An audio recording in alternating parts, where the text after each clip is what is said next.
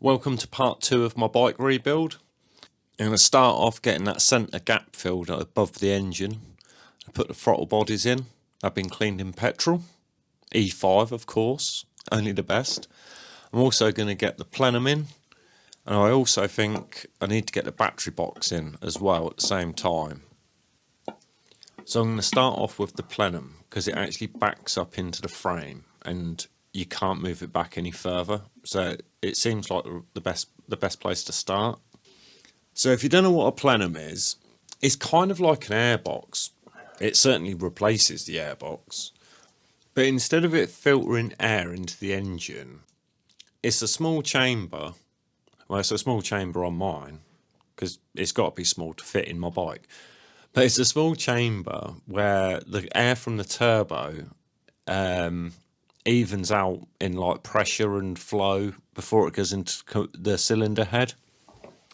And even sounds really good when you're talking about ramming more air into your engine and then turning up your fuel injectors and ramming more fuel into your engine to make it go faster. And it's also where my blow-off valve connects on my bike, which is just under the throttle bodies.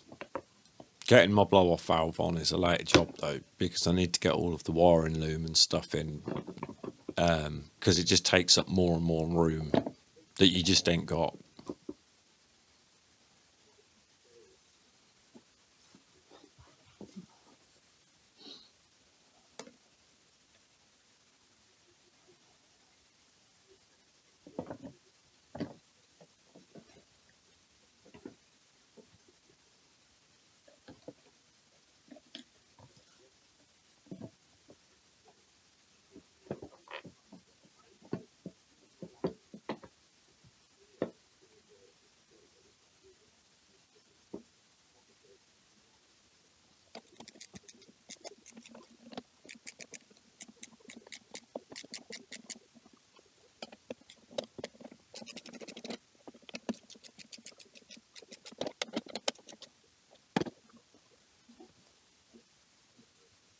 Okay.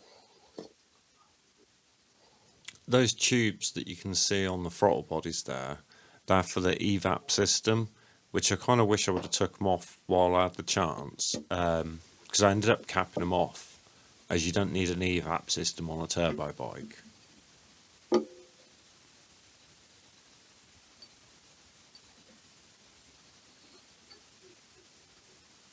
I don't know whether you can see there, but as this is quite a tight fit now.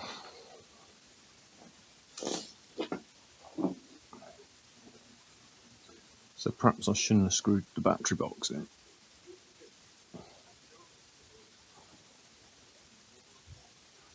I think it's you need to get the battery box in, but not screw the fucker in. That's alright. Easy. 2 bolts. Not the end of the world.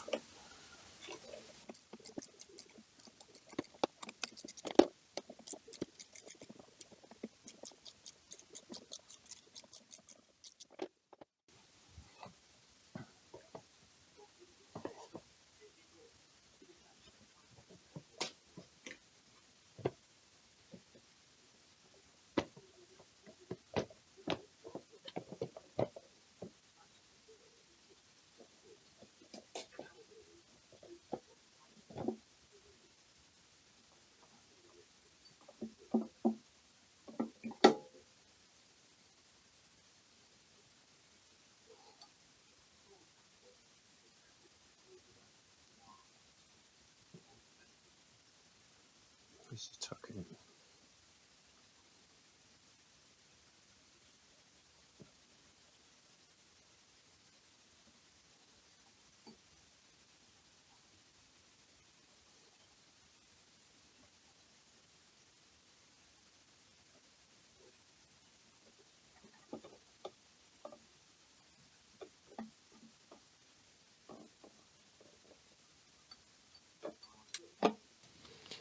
The throttle body connectors on my Plenum are super tight, but I don't think you're supposed to lube them up with anything. I think you're supposed to do it as dry as possible.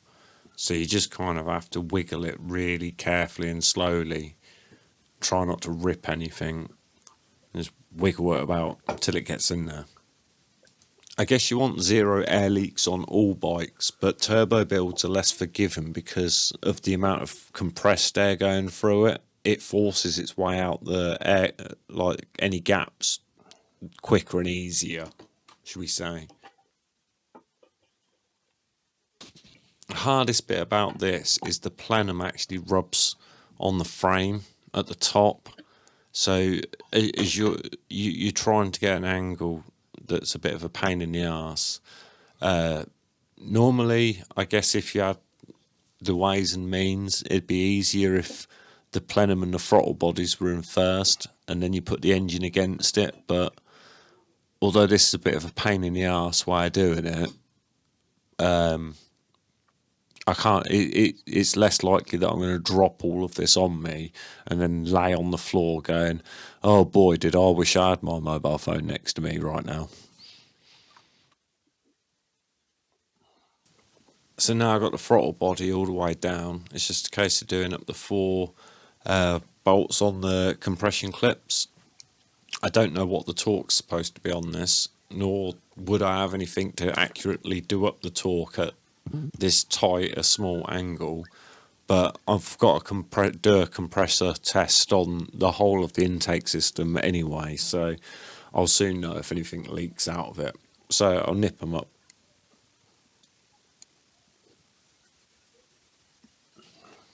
Then I'll just stick a bolt in the plenum for now. It should be rubber mounted for anti-vibration, but I've still got a few parts coming on back order, but I can't be bothered to wait anymore. I want to get this built.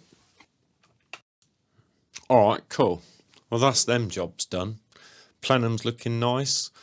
Throttle bodies are in, and as you can see, they turn nicely.